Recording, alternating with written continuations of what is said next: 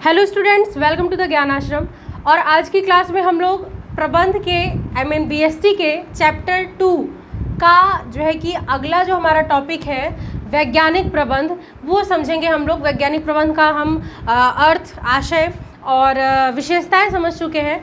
आज की क्लास में हम इसका क्या समझने वाले हैं, उद्देश्य समझने वाले हैं। ठीक है, तो आइए देखते हैं क्या है वैज्ञानिक प्रबंध का उद्देश्य।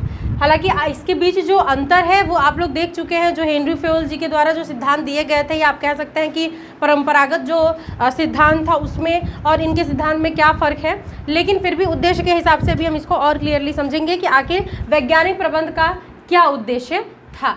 ठीक है, चलिए देखते हैं।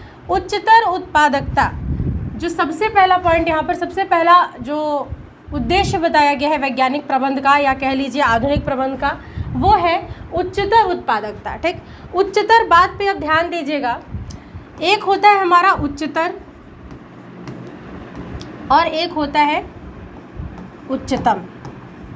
ठीक है, अब आप लोग व्याकरण पढ़े होंगे या ऐसे आप लोग ग्रामर में भी देखते होंगे। इंग्लिश ग्रामर की बात करें तो जहाँ पे हमारा कभी भी जब भी कंपैरिजन होता है तो वो पॉजिटिव, कंपैरेटिव और सुपरलेटिव 3 डिग्रीज में होता है, जिसमें से जो हमारा मोर वाला होता है, जैसे ये उच्चतर है, ये हमारा कंपैरेटिव में रहता है ना। और जो ये उच्चतम है ये हमारा सुपरलेटिव में होता है। उच्चतम मतलब सबसे उत्तम, सबसे ऊंचा, और उच्चतर मतलब कि पिछले वाले से ठीक, जहाँ कंपैरेटिव वाली बात आती है। तो यहाँ वैज्ञानिक प्रबंध ने उच्चतर शब्द का प्रयोग किया है। जबकि आप ध्यान दीजिएगा, जब कोई किसी चीज़ को बहुत अच्छा कहता है ना, कि वैज्ञानिक प्रबंध का अगर सिद्धांत निकला तो बहुत अच्छा होगा, तो जब बहुत अच्छा बोलते हैं तो हम लोग हमेशा बेस्ट वाली बात करते हैं कि ये सबसे अच्छा है। लेकिन इन्होंने कभी भी अपने सिद्धांतों को या हो रहे किसी भी कार्य को सबसे बेस्ट नहीं कहा। यानी कि इनके कहने अनुसार क्या था कि जो भी कार्य प्रबंध में हो रहे हैं, या जो भी उसके सिद्धांत हैं, या जो भी प्रक्रियाएं चल रही हैं प्रबंध के अंतर्गत,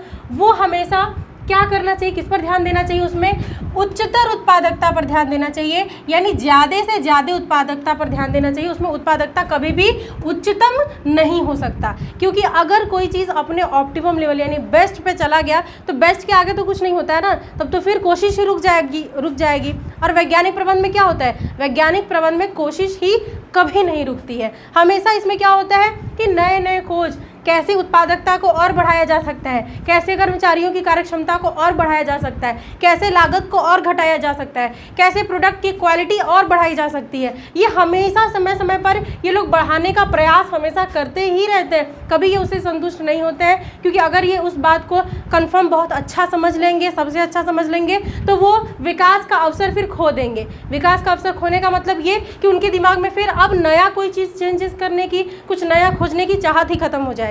अगर आप अपने आप को बेस्ट बोल दें, ठीक है, तो क्या आप अपने में फिर कुछ इंप्रूवमेंट करना चाहेंगे? नहीं ना। बेस्ट का मतलब क्या होता है कि सबसे अच्छा है कि नहीं। तो ये इन्होंने ये बात यहाँ पर कहा कि ये हमेशा उच्चतर उत्पादकता का बात करता है। कहने का मतलब उत्पादकता मतलब क्या, व्यवसाय की उत्पादन क्षमता, उसका लाभ, है ना।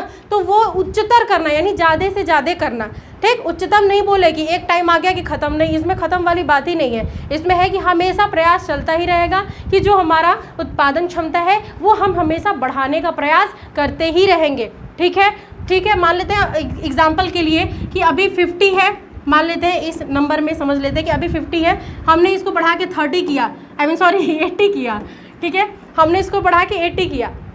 ठीक, लेकिन इस प्रबंध के हिसाब से बात करें तो इसको उच्चतम नहीं मानेंगे, बल्कि और आगे आने वाले टाइम में कोशिश करेंगे कि ये 80 से क्या हो जाए, 110 या 90 या 100 हो जाए, यानी हमेशा बढ़ता ही रहे, यानी कि उच्चतर की बात की गई है। ठीक, तो एक बात यहाँ पर आप लोग समझ जाइएगा क्लियर कि उच्चतर उत्पादकता का बात करने का मतलब कि वैज्ञानिक प्रबंध का सबसे बड़ा उद्देश्य है कि वर्तमान समय में जो भी आपका प्रोडक्टिविटी है, जो भी आपकी उत्पादन क्षमता है, उसको आप हमेशा बढ़ाते रहेंगे, उच्चतर कोशिश करने की कोशिश करेंगे कि ज़्यादा से ज़्यादा उत्पादकता हो, ज़्यादा से ज़्यादा उत्पादन क्षमता बढ़े। ठीक है, इसलिए सबसे पहला उद्देश्य क्या है, अधिकतर उत्पादन क्षमता लाना। ठीक, दूसरा अब यहाँ पर ध्यान देते हैं हम लोग। दूसरा जो पॉइंट है हमारा, अपव्ययों को दूर करना। दूसरा पॉइंट क्या है, अपव्ययों को दूर करना। अपव्यय मतलब क्या, अपव्यय मतलब बर्बादी ना हो, कोई चीज़ वेस्ट ना हो, है ना, जो फालतू खर्च है वो ना हो। अब यहाँ पर अपव्यय कब रुकेगा, अपव्यय दूर कब होगा, तब जब कोई भी संसाधन पड़ा नहीं रहेगा। पड़ा नहीं रहने का मतलब क्या कि रखा है लेकिन उसका यूज़ नहीं होगा। ठीक है, जब ऐसा चीज़ होगा कि हमारे पास जितने भी संसाधन हैं हम उनका पूरा पूरा प्रयोग कर रहे हैं, ठीक है। जितने भी संसाधन हमारे पास हैं उनका पूरा पूरा प्रयोग किया जा रहा है, एक भी संसाधन पड़ा हुआ नहीं है, चाहे वो कोई मानवीय संसाधन की बात हो, चाहे वो किसी फर्नीचर की बात हो, मशीन की बात हो, किसी भी चीज़ की बात हो, जिन भी संसाधनों की आवश्यकता व्यवसाय चलाने के लिए, प्रबंध के लिए पड़ती है, वो सारे संसाधन का प्रयोग हो, कुछ भी एक भी खाली ना रहे, या तो रहे ही ना, या अगर है तो उसका प्रयोग हो। ये चीज़ यहाँ पर कहा गया है दूसरे उद्देश्य में कि अब वह जो फालतू खर्च है उनको रोकना। अच्छा, फालतू खर्च रोकने का मतलब क्या है कि फालतू खर्च जैसे ही रुकेगा कॉस्ट कम आएगा, है ना, लागत कम पड़ेगा, लागत कम पड़ेगा तो लाभ बढ़ेगा, ठीक, लाभ बढ़ेगा तो विकास होगा। तो इसीलिए यहाँ पर अपव्ययों को दूर करना, उच्चतर उत्पादकता, हमेशा उत्पादन क्षमता को बढ़ाने का प्रयास करना, और अपव्यय को रोकना, फालतू खर्च को रोकना। अब तीसरा हम लोग जो है कि यहाँ पर उद्देश्य देखते हैं प्रेरणात्मक मजदूरी, ठीक है। प्रेरणात्मक मजदूरी अब समझते हैं हम लोग। अगर नॉर्मल मजदूरी की बात की जाए, नॉर्मल मजदूरी मतलब क्या कि श्रमिक हमारे यहाँ आया, ठीक है, मतलब कर्मचारी हमारे यहाँ आया, ठीक, उसने जितना काम किया हमने उसका पर मंथ का या पर डे का जिस भी हिसाब से हम उसको पेमेंट करते हैं हमने वो उसे पेमेंट कर दिया। उसका ये कंडीशन मतलब ये जो है कि उसका बना दिया कि आप इतना काम करेंगे इतने टाइम में आपको इतना पैसा मिलेगा। पर मंथ की अगर बात करते हैं, मान लेते हैं कि किसी एक कर्मचारी को पर मंथ का 10,000 मिलता है, ठीक है, तो ये उसकी साधारण मजदूरी हो गई, ठीक। वो चाहे जितना भी काम करे उसको पर मंथ कितना मिलेगा, 10,000 ही मिलेगा, ठीक। लेकिन जब हम प्रेरणात्मक मजदूरी की बात करते हैं तो प्रेरणात्मक मजदूरी ऐसी मजदूरी को कहते हैं जिससे कि जो कर्मचारी है वो काम करने के लिए और प्रेरित हो। अब जिसको पता है कि हम चाहे कितना भी काम करें हमको पर मंथ 10,000 ही मिलना है, तो क्या वो अपनी कार्यक्षमता बढ़ाने की कोशिश करेगा? क्या उसके अंदर इच्छा आएगी कि हम और काम करें? भाई हम तो जितना कर रहे हैं, जो हमारा रोज़ का टारगेट है उसमें हमको इतना ही मिलेगा, उसको पता है, हम ज़्यादा क्यों करेगा, फिर वो कोशिश ही नहीं करेगा उसके लिए, ठीक है। तो अब यहाँ पर समझते हैं कि प्रेरणात्मक मजदूरी क्या है। जब इसी में ये कह दिया जाएगा कि ठीक है आपका फिक्स 10,000 है और बाकी जितना आप पर डे का एक्स्ट्रा करेंगे उस पे आपको एक्स्ट्रा मान लेते हैं कि 1,500 मिलेगा, ठीक है, 1,500 एक अमाउंट रख दिए या कोई भी अमाउंट वहाँ पे हो सकता है। अब क्या होगा, अब जो वो मजदूर है, जो वो श्रमिक है, वो ज़्यादा से ज़्यादा कोशिश करेगा कि वो इसका टारगेट तो पूरा करे ही जितना पर डे का है उसका, लेकिन इसके साथ वो अपने जो ये एक्स्ट्रा अमाउंट मिल रहा है उसको अपने एक्स्ट्रा काम के लिए, अपनी कार्यक्षमता को बढ़ाने के लिए, वो इसको पाने के लिए ज़्यादा से ज़्यादा प्रयास करेगा। क्या करने की? अपने कार्यक्षमता को बढ़ाने की, ठीक है, अपने कार्यक्षमता को बढ़ाने का प्रयास करेगा। तो ये वाला जो मजदूरी है, ये मजदूरी हमारा क्या हो जाएगा? प्रेरणात्मक मजदूरी हो जाएगा। क्योंकि हमने प्रेरणा में आपको क्या बताया था कि जब मतलब व्यक्ति को इस तरीके से प्रभावित कर देना कि वो अपनी इच्छा से काम करने के लिए प्रेरित हो, ठीक है। तो यहाँ पर प्रेरणात्मक मजदूरी के माध्यम से कि ये प्लस ये आप एक्स्ट्रा काम करेंगे तो ये आपका और जुड़ता जाएगा, ठीक है। तो इसको हम प्रेरणात्मक मजदूरी कहेंगे। और प्रेरणा कैसी मिल रही है? इस प्रेरणात्मक मजदूरी से मिल रही है क्योंकि इसके लिए उसका मन करेगा कि हाँ हम अपनी कार्यक्षमता बढ़ाएं और ज़्यादा से ज़्यादा कमाएं, ठीक। तो यहाँ पर ये तीसरा उद्देश्य है कि श्रमिकों को प्रेरणात्मक मजदूरी देना, यानी ऐसी मजदूरी देना जिससे कि काम करने के लिए उनकी इच्छा और बढ़े, वो अपनी कार्यक्षमता को और बढ़ाएं। क्योंकि नॉर्मली जितना काम उचित है, जितना टारगेट किया गया है उतना करना तो हमारे नॉर्मल पुराने वाले सिद्धांत में जो हेनरी फ्योल जी ने दिया था वहाँ पर तो था ही, है कि नहीं। लेकिन यहाँ पर जो बात की जा रही है वैज्ञानिक प्रबंध की या कह लीजिए आधुनिक प्रबंध की जो बात यहाँ पर की जा रही है, यहाँ पर आप ध्यान दीजिएगा, यहाँ पे हर चीज़ को और बढ़ाने की बात की जा रही है, उतने पे लिमिटेड रहने की बात यहाँ पर नहीं की जा रही है, ठीक। तो वो और बढ़ने की चाह कब आएगी? जब प्रेरणात्मक मजदूरी मिलेगा। अब आगे देखिए, गुणवत्ता नियंत्रण की बात की जा रही है। अब गुणवत्ता नियंत्रण भी समझते हैं। एक उद्देश्य इसका ये भी है कि जो भी प्रोडक्ट का प्रोडक्शन हम लोग करेंगे उसका क्वालिटी मेंटेन होना चाहिए। क्वालिटी मेंटेन होना चाहिए किस हिसाब से?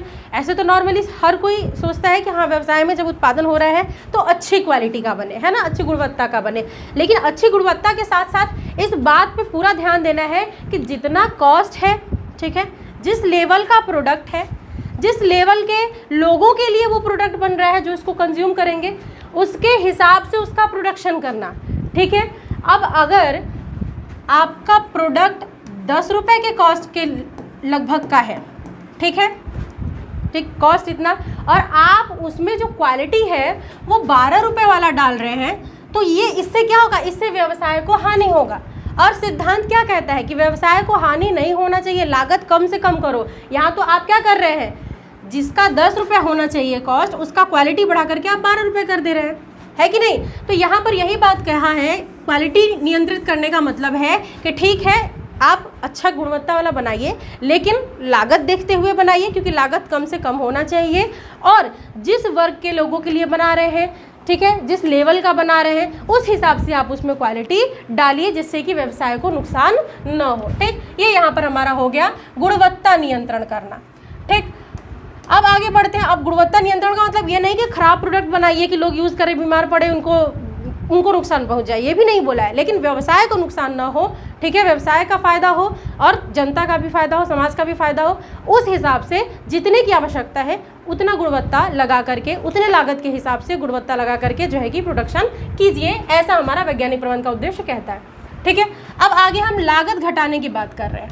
ठीक, चाहे गुणवत्ता नियंत्रण की बात है, चाहे प्रेरणात्मक मजदूरी देख के कर्मचारियों के कार्य क्षमता बढ़ाने की बात है, चाहे जो भी फालतू खर्च है उसको रोकने की बात है, ये सारी चीज़ें जो है, इससे क्या हो रहा है, इससे पूरा का पूरा ध्यान दिया जा रहा है कॉस्ट पे कि वो क्या हो, घटे, है कि नहीं।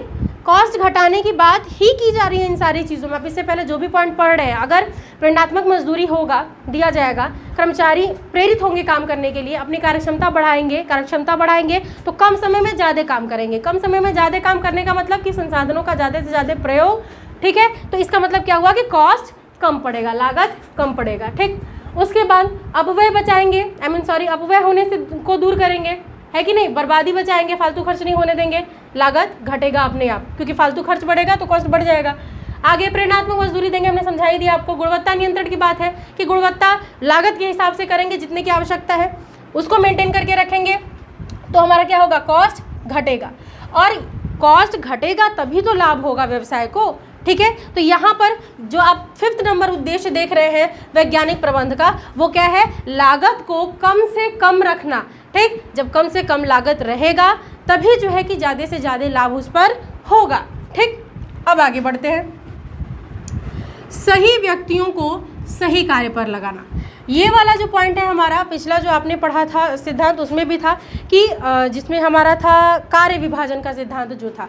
ठीक, वहाँ पर भी आपने पढ़ा था कि काम को बांटना, कैसे बांटना, तो जो जिस कार्य के योग्य है, जो जिस कार्य में कुशल है, जिसका जिस कार्य में अच्छा एक्सपीरियंस है, अच्छी पकड़ है जिस कार्य में, और जो उतना स्किलफुल है उस काम के लिए, और सबसे बड़ी बात जिसकी उस कार्य में रुचि है, ठीक है, उसके हिसाब से कार्य का विभाजन करना। ये आपने उस सिद्धांत में पढ़ा था। सेम वही बात यहाँ पर भी है कि सही व्यक्तियों को, यानी जो व्यक्ति सही कार्य, जिस कार्य के योग्य है, उनको वो काम देना।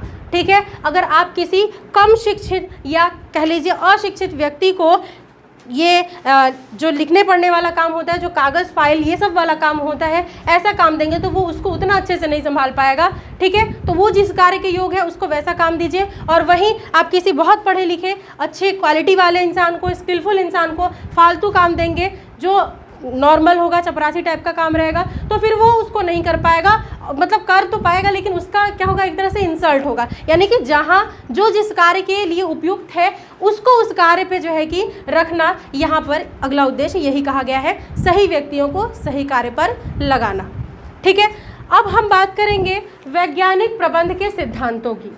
ठीक है, यहाँ पर आप देख रहे होंगे कि केवल ये 4 सिद्धांत दिए गए हैं। ठीक, ये 4 सिद्धांत दिए गए हैं, लेकिन इन 4 सिद्धांतों में जितने भी जरूरी तथ्य हैं प्रबंध के लिए वो सारे समाहित हैं। जबकि आपने पीछे हेनरी फ्यूल के सिद्धांत में 14 सिद्धांत पढ़े थे, और वो सिद्धांत भी कोई ख़राब नहीं है, वो भी सही है। ठीक है, उसका भी यूज़ होता है नॉर्मली, लेकिन बहुत कुछ चीज़ें हैं जो व्यवसाय को का विकास करने के लिए, तेज़ गति से उसको उसके डेवलपमेंट के लिए ज़रूरी है कि हम उसको परिवर्तित करें, बदलें, क्योंकि वो पहले बना था। और दूसरी बात ये कि टाइम बदलता रहता है, अगर आधुनिक समय के हिसाब से इंसान अपना प्रगति नहीं करेगा, अपने आप को इम्प्रूव नहीं करेगा, तो वो हमेशा पीछे रह जाएगा। यही कारण है कि कुछ कंपनियां हैं प्रेजेंट टाइम में जो बहुत कम देखने को मिलती हैं, या समझ लीजिए ख़त्म ही हो गई हैं वो, इन्हीं चीज़ों की वजह से, क्योंकि वो अपने आप को आधुनिकता के हिसाब से ढाल नहीं पाई हैं। ठीक है, तो अब यहाँ पर हम लोग देखते हैं सबसे पहला जो सिद्धांत है, विज्ञान न कि रूढ़िवादिता। ठीक है, जो वैज्ञानिक प्रबंध का सबसे पहला सिद्धांत है, रूढ़िवादिता मतलब क्या, जो पुराने समय से चला आ रहा है, जिसको सभी लोग मान रहे हैं भले ही वो सही नहीं है ना, जो परंपरा के रूप में शुरू से चलता आ रहा है लेकिन वो सही नहीं है, उससे व्यवसाय का लाभ नहीं हो रहा है या व्यवसाय का विकास नहीं हो रहा है, तो ऐसी चीज़ को हम क्यों रखेंगे अपने यहाँ। नॉर्मली मानते हैं कि वो गलत भी नहीं होगा, नॉर्मली जितना कार्य होना चाहिए वैसे नॉर्मली चल रहा है, लेकिन उससे विकास नहीं हो रहा है। वैज्ञानिक प्रबंध बार बार विकास की बात कर रहा है और आगे बढ़ने की बात कर रहा है, ठीक है। तो इसलिए यहाँ पर सबसे पहला सिद्धांत जो बोला गया वो बोला कि विज्ञान जिस चीज़ को सबसे उपयुक्त कह रहा है, सबसे सही कह रहा है, उसको हम अपनाएंगे, उन सिद्धांतों को मानेंगे, उस हिसाब से अपने कार्य करेंगे, ना कि रूढ़िवादिता को अपनाएंगे, ठीक। यही बात वैज्ञानिक प्रबंध कहा कि साइंस जो चीज़ें दिया है, क्योंकि बहुत कुछ है जो साइंस की वजह से काफ़ी इंप्रूव हुआ है और जिससे काफ़ी फ़ायदा भी हो रहा है लोगों को, है ना, बिजनेस को भी और बाकी सारे लोगों को भी काफ़ी फ़ायदा हो रहा है। तो इसलिए यहाँ पर कहा गया कि वैज्ञानिक प्रबंध के सिद्धांत में सबसे पहला सिद्धांत है कि साइंस ने जो टेक्नोलॉजी दी है आधुनिक समय के हिसाब से दिया है, अब उसको अपनाइए, रूढ़िवादिता को छोड़िए। इसके चक्कर में रहेंगे तो आप समय के साथ नहीं चल पाएंगे। समझ में आया। अगला यहाँ पर जो सिद्धांत बताया गया है वो है मैत्री न कि मतभेद, ठीक। और ये वाला पॉइंट आप जो है कि हेनरी फ्यूल वाले सिद्धांत में भी पढ़े थे कि मैत्री मतलब सब मिलजुल करके रहे, मतभेद मतलब कि कोई झगड़ा न करे, ठीक। तो मैत्री न कि मतभेद कहने का मतलब कि जितने भी कर्मचारी हैं उनका आपस में बहुत अच्छा संबंध हो, जो प्रबंधक है और कर्मचारी हैं उनका आपस में बहुत अच्छा संबंध हो, क्योंकि इनके बीच अनबन होने की ज़्यादा संभावनाएं रहती हैं। कभी मैनेजर अपने कर्मचारियों से खुश नहीं रहता है या कर्मचारी संतुष्ट नहीं होता है मैनेजर से, तो इसीलिए ध्यान दीजिएगा यहाँ पर कहा क्या गया कि मैत्री का पूरा भाव हो, ठीक। इसको आप कोऑर्डिनेशन से समझ सकते हैं आसानी से, ठीक, कि कोऑर्डिनेशन रहेगा, आपस में समन्वय रहेगा, सब एक दूसरे के साथ मिल करके एक काम को पूरा करने के लिए इकट्ठा रहेंगे और बिना मतभेद के, तब वहाँ पर काम बहुत अच्छे से चलेगा। अब कोई कंपनी है जहाँ पर बहुत अच्छा जो है कि सोर्सेस, जो जितने भी रिसोर्सेज हैं बहुत अच्छे से हैं, लेकिन जो वहाँ पे काम कर रहे लोग हैं उनमें एकता ही नहीं है, उनमें आपस में जो है कि प्रेम ही नहीं है, एक साथ मिल करके काम ही नहीं करना है, सब जो है कि दूसरे को नीचे गिराना चाह रहा है, पीछे करना चाह रहा है, खुद आगे बढ़ना चाह रहा है, तो ऐसे में उस कंपनी का कभी भी उन्नति नहीं हो सकता है, क्योंकि वहाँ पर क्या होगा कि सब जलन के चक्कर में कभी किसी को आगे बढ़ने ही नहीं देंगे। जो स्किलफुल है उसको भी वो काम नहीं करने देंगे जिसको वो करके उस व्यवसाय का नाम ऊंचा कर सकता है, उस व्यवसाय को डेवलप करवा सकता है। तो मिला जुला के बात कहने का ये है कि रिसोर्सेज चाहे जितने भी हो, अगर किसी कंपनी में कोऑर्डिनेशन नहीं है तो वहाँ विकास नहीं हो सकता, भले ही काम जैसे तैसे चल जाए लेकिन डेवलपमेंट नहीं हो सकता। इसलिए बहुत ज़रूरी है यहाँ पर कि मैत्री का भाव हो, मतभेद ना हो, कोई एक दूसरे से जले ना, कोई एक दूसरे से चिढ़े ना, एक दूसरे को नीचे ना गिराना चाहे, ठीक। सब मिल करके काम करें और एक दूसरे से सीखें और साथ में आगे बढ़ें। अब आगे बढ़ते हैं हम लोग तीसरे वाले सिद्धांत पे जो वैज्ञानिक प्रबंध ने दिया है, वो है सहयोग न कि व्यक्तिवाद। ये वाला जो पॉइंट है, 3 पॉइंट हमने समझ लिया, तीसरा वाला पॉइंट अभी समझ रहे हैं, सहयोग न कि व्यक्तिवाद।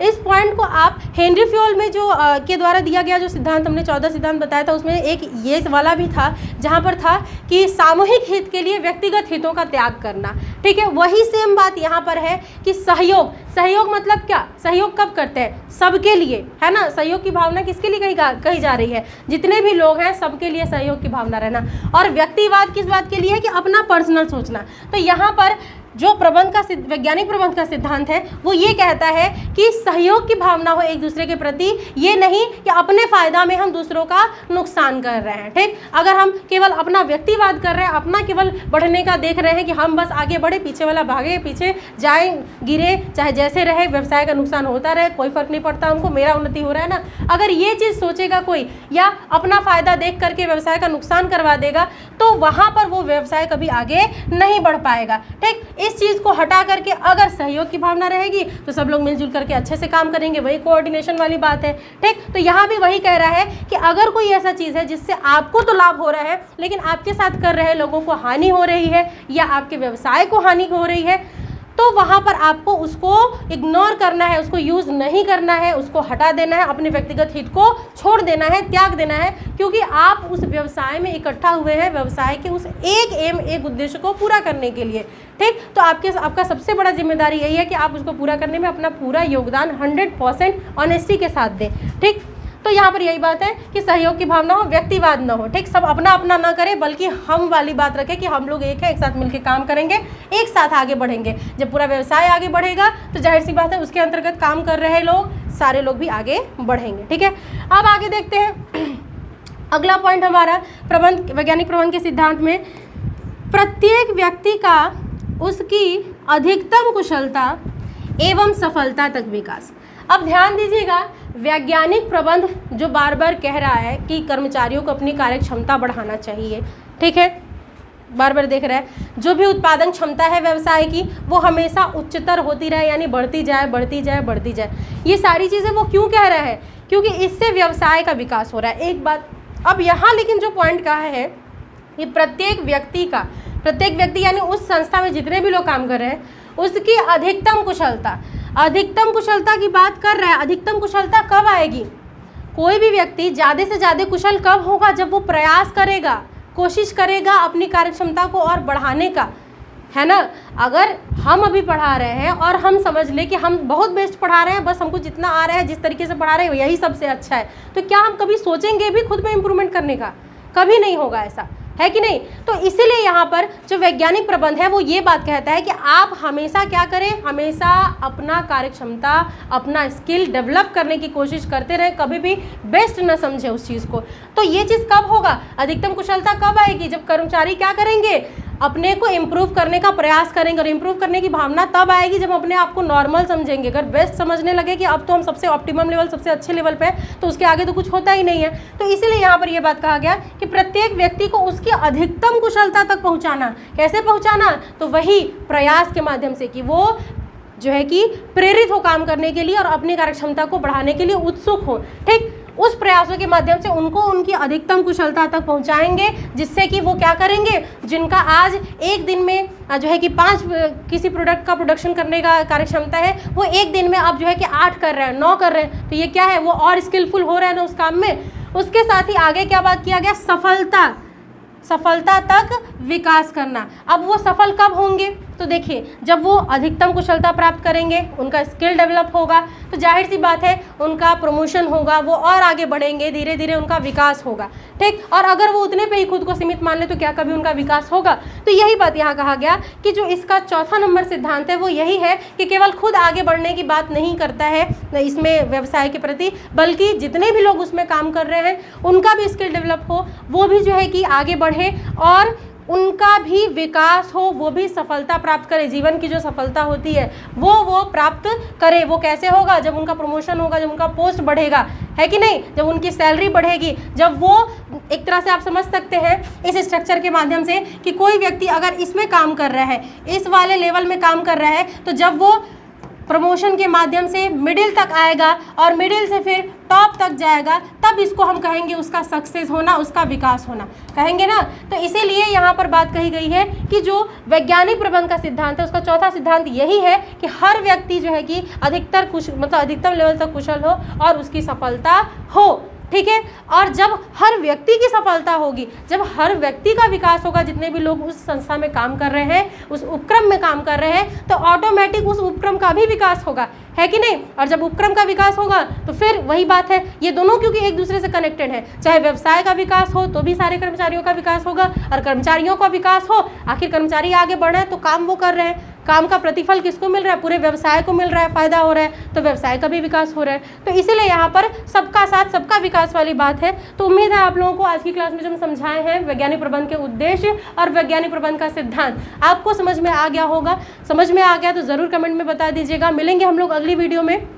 बस एक जो है कि पॉइंट, यानी एक क्लास इसका और बचा है चैप्टर 2 का, इसके बाद हम लोग 3rd चैप्टर पढ़ेंगे। तो मिलेंगे अगली क्लास में। आज के लिए बस इतना ही। Thank you, bye.